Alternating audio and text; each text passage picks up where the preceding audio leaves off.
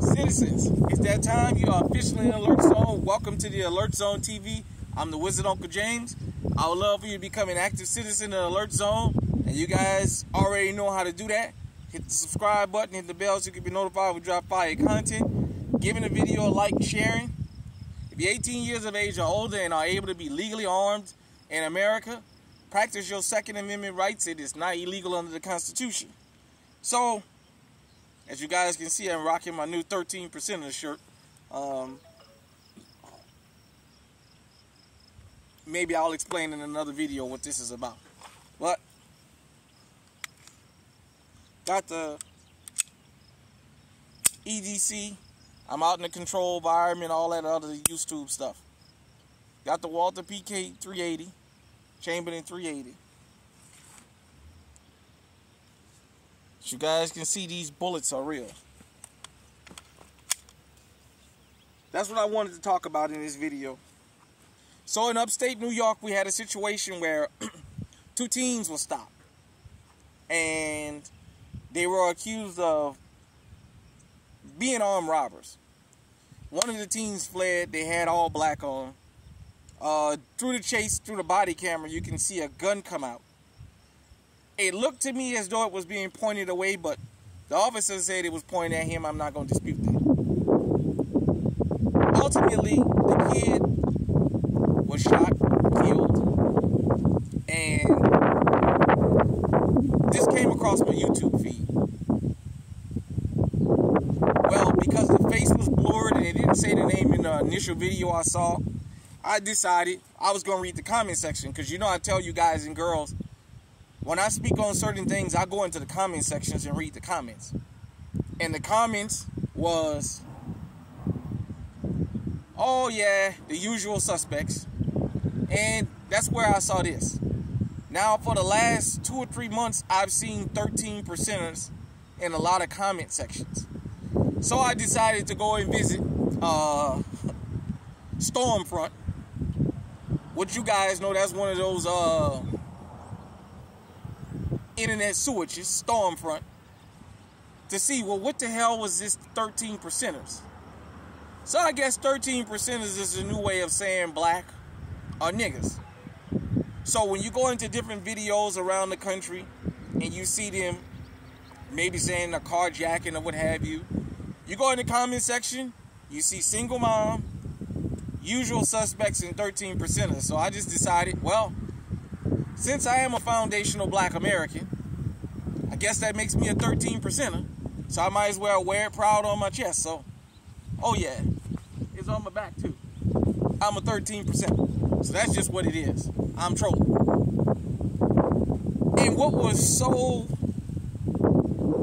ironic about the very first video I seen of this is the next day, when they showed a picture of the kid that was killed, he was actually Asian. He was Burmese. He was born, his parents were from Burma. I'm assuming at his age, they said his family came here in 2009. So I'm assuming at his age, he was born here in America. Or he may have been born in Burma and came here as a baby. But nevertheless, he was Asian. I had read, you know, the black community, you guys out here committing all these crimes and blah, blah, blah, blah. He turned out to be Asian. But what really was the inspiration for this particular video was he had a BB gun. He had what looked to be a Glock 19 or 17 replica. And I wanted to talk about that. I've never owned a BB gun. I know some of you guys and girls own them. I've seen people show their airsoft collections, their BB gun collections, fine. I've never been a big fan of BB guns for one reason. Being an old school Orleanian, I know a lot of people lost their life behind having BB guns because they look so real.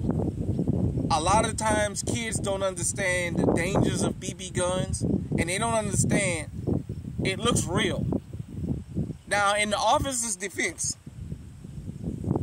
if I saw a BB gun pulled on me and I'm chasing somebody, I don't have time to see if it's real or not. So I'm going to do what I need to do to go home with my family. This kid pulled that gun and wound up being a replica. that's just what it was.